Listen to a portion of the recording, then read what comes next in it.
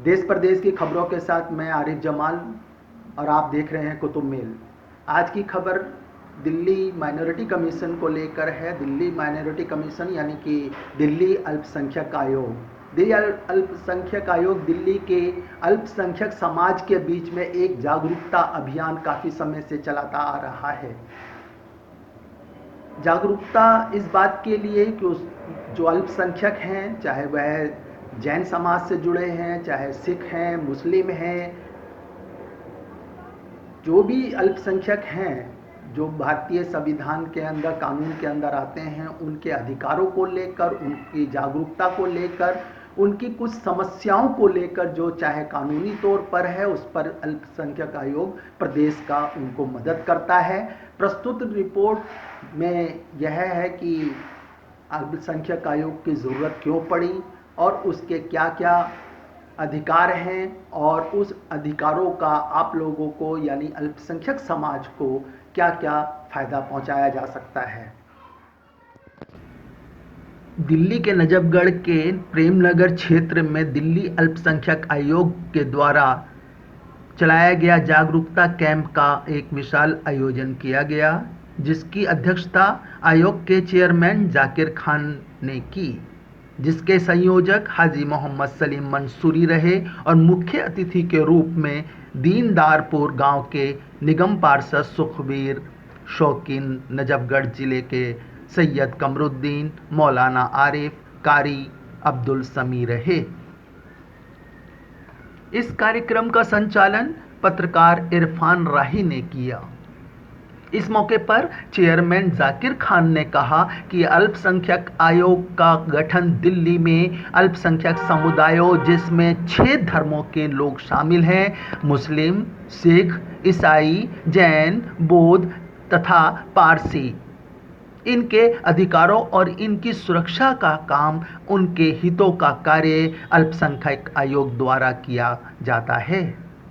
उन्होंने कहा कि देश की हिंदू मुस्लिम एकता भाईचारा कायम रहे, इसलिए हम लोग दिवाली पर हिंदू भाइयों को मिठाई पेश करें और हिंदू भाइयों को चाहिए कि वह ईद पर मुस्लिम भाइयों को सेवइयां खिलाएं। मुख्य अतिथि के रूप में निगम पार्षद सुखबीर शौकीन ने कहा कि हमारे क्षेत्र में कब्रिस्तान की खास तौर पर समस्या है। नजफगढ़ और इसके आसपास हजारों की तादाद में मुस्लिम लोग रहते हैं, लेकिन कब्रिस्तान सिर्फ 2 ही है। लिहाजा जो दिल्ली वक्फ बोर्ड के कब्रिस्तान हैं, वह मुस्लिम समाज को सौंपे जाएं। नजफगढ़ जिले के ही मुस्लिम रहनुमा और ऑल इंडिया कौमी तंजीम के राष्ट्रीय सचिव सैयद कमरुद्दीन ने अल्पसंख्यक आयोग के चेयरमैन जाकिर खान के सामने मांग रखी कि आयोग इस क्षेत्र के मोहन गार्डन में बंद पड़े कब्रिस्तान पर ध्यान दे और हमारी बात दिल्ली सरकार तक पहुंचाए कि जो कब्रिस्तान हमारे थे, जिसमें लगभग मुसलमानों की 2500 कब्रें दफन हैं, उनको असामाजिक तत्वों के दबाव में पार्क का रूप दे दिया गया। हम चाहते हैं दिल्ली सरकार उसमें हमारी मदद करे और मुसलमानों को वह कब्रिस्तान सौंपा जाए। मौलाना आरिफ ने लोगों को संबोधित करते हुए कहा कि अपनी मजबूत कमेटियों का गठन करें और अपने क्षेत्र के एसडीएम, डीसीपी, एसीपी, एसएचओ, विधायक को पत्र जरूर लिखें, तभी आपकी बात पर कोई सुनवाई या एक्शन होगा। नजफगढ़ क्षेत्र के कब्रिस्तान के मामलों से जुड़े डॉक्टर शमशाद ने कहा कि हम आयोग से चाहते हैं कि वह दिल्ली वक्फ बोर्ड द्वारा रोशनपुरा के कब्रिस्तान, जो एक परिवार ने अनैतिक कब्जा कर रखा है, उसे बाहर करें। हम मौके पर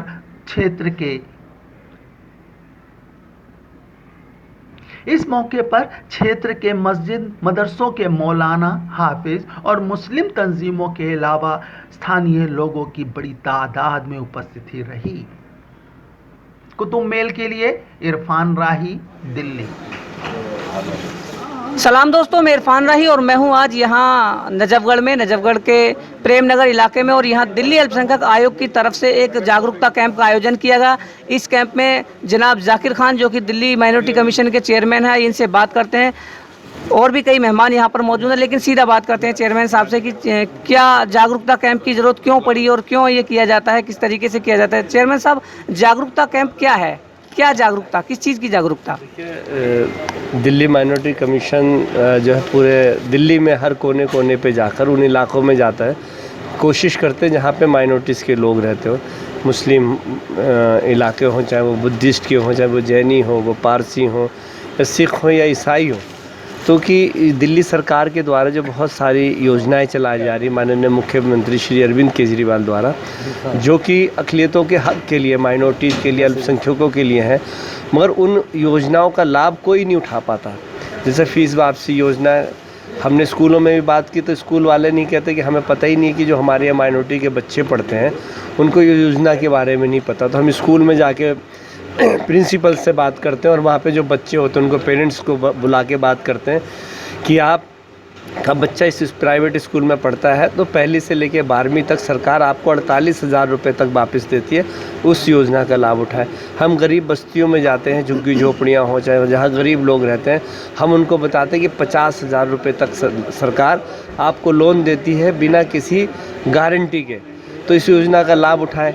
तो जब हम बहुत सारे लोगों से बात करते हैं तो उनको नहीं पता होता, मगर हमारी कोशिश ये रहती है कि ज़्यादा से ज़्यादा लोगों को इसका लाभ मिले। उसमें स्कॉलरशिप की योजना है, किसी को गाड़ी ख़रीदनी है, कोई कमर्शियल व्हीकल ख़रीदना, उसके लिए सरकार लोन देती है, कोई विदेश में पढ़ना चाहता है उसके लिए सरकार लोन देती है। ऐसी बहुत सारी योजना होती है जिसके बारे में लोगों को नहीं पता।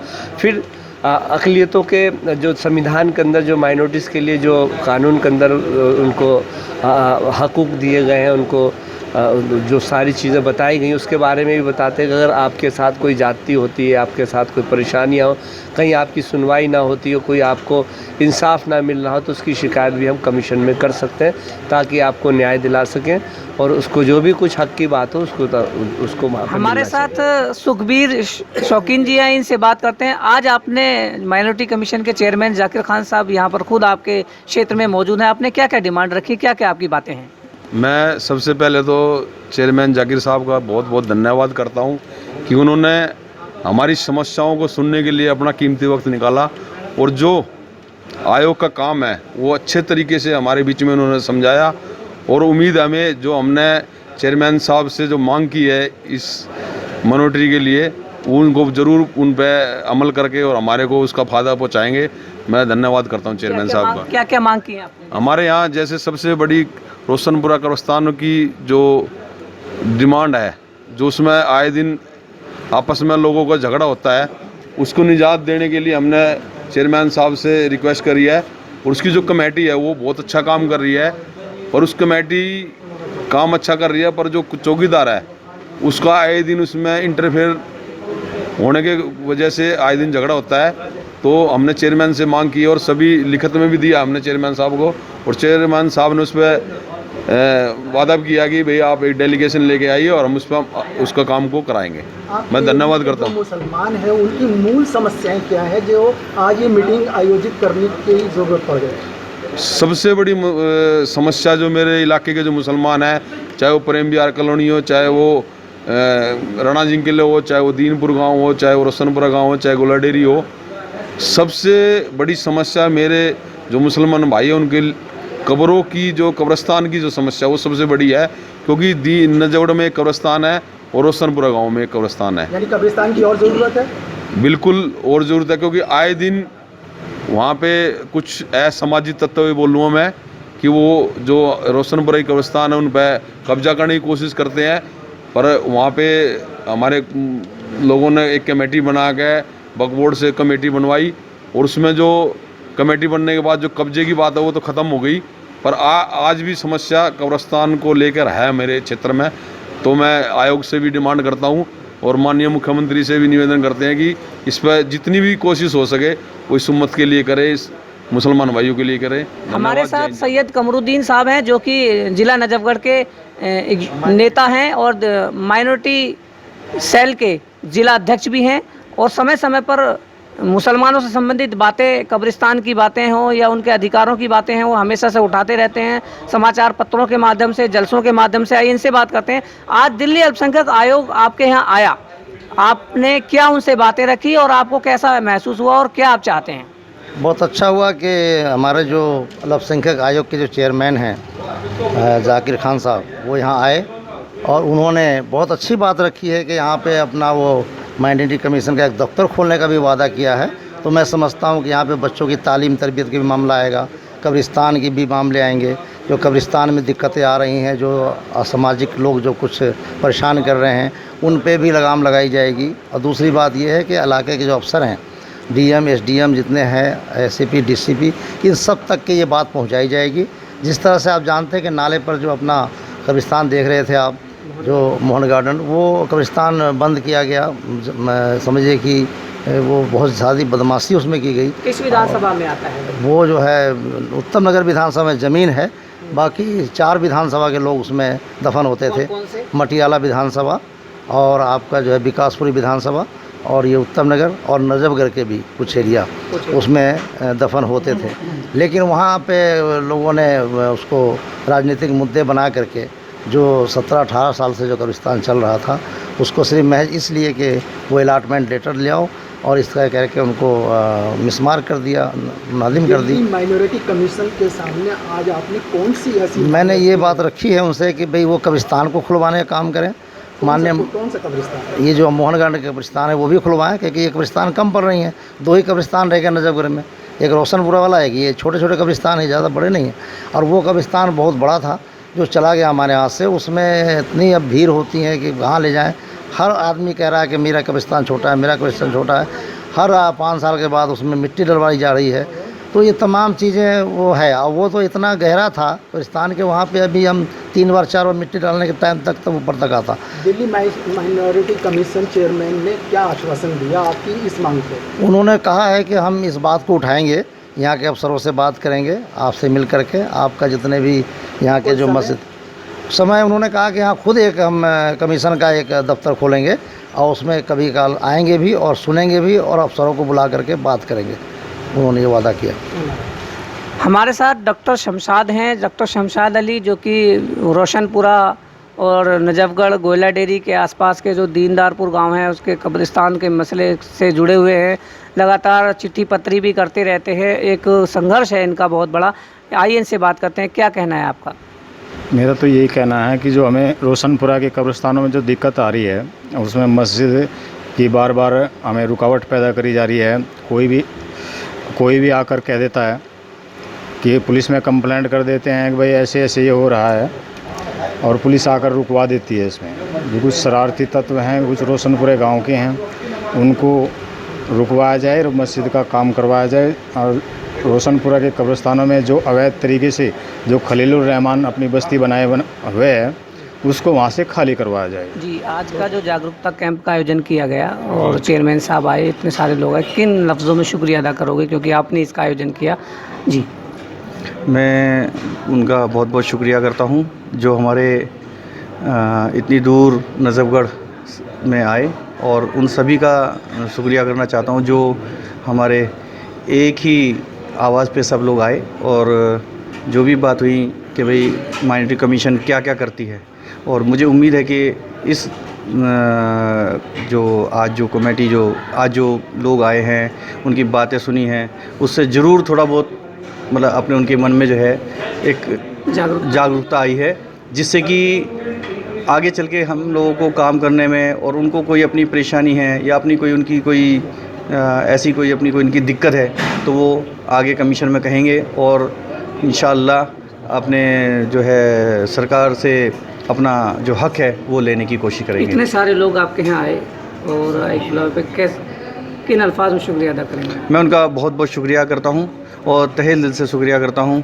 और जो है अल्लाह से दुआ करता हूँ कि अगर वो अपने मन में कोई ऐसा इरादा लेके आए हैं कि जो अल्लाह ने यहाँ से इस ज़रिए से उनका कोई काम उनका बनता है, और अल्लाह उनकी जो परेशानी है उनके हल करे माशाल्लाह। और बहुत बहुत शुक्रिया करता हूँ। सामने कोई समस्या रखी है? हाँ, हमने समस्या रखी है, जैसे कि हमारे एक मस्जिद का भी मसला था, जो थाने वालों ने जो है हमारी उसको रास्ता बंद कर दिया। और उन्होंने जब उनको नोटिस दिया तो डीसीपी को दिया और डीसीपी की तरफ से जो है उन्होंने एक हमारे जो यहाँ के जो कमीशन एसीपी साहब हैं वो आए और उन्होंने उस बात के लिए कहा भी। तो उन्होंने फिर ये कहा भाई वक्फ बोर्ड को पूरा उन्होंने जो है मतलब नोटिस भेजा है कि वो उसके पूरा नक्शा लेके आएंगे, जिससे कि हमें ये पता लगे कि हमारी जगह कितनी है और थाना किस में है। जबकि हमारा ये मानना है कि वक्फ बोर्ड जो थाना है ये पूरा वक्फ बोर्ड में है, हमारी मस्जिद भी वक्फ बोर्ड में है। और इंशाअल्लाह जब ये फैसला हो, जब ये बात सामने आएगी तो थाने वालों की भी आँख खुल जाएगी कि थाना ही पूरा वक्फ बोर्ड में है और इंशाअल्लाह हमें रास्ता ही मिलेगा। चेयरमैन ने क्या कहा? चेयरमैन साहब ने अभी उस पर प्रोग्रेस की है। उन्होंने मैंने बताया कि उन्होंने वक्फ बोर्ड को दिया है कि भाई नोटिस भी दिया है कि वो अपना पूरा नक्शा लेके आए और इसका पूरा ब्यौरा दे के भाई ये जो है रास्ता आपने रोका है तो कैसे रोका है, नाली रोकी है तो कैसे रोकी है। तो इस बात का ब्यौरा इंशाअल्लाह वो वक्फ बोर्ड वाले देंगे और फिर उसके बाद जो भी कार्रवाई होगी वो कोर्ट की तरफ से होगी और अपने कमीशन की तरफ से होगी। फिर इंशाअल्लाह जो भी फैसला होगा। Subscribe now and press the bell icon. Never miss an update.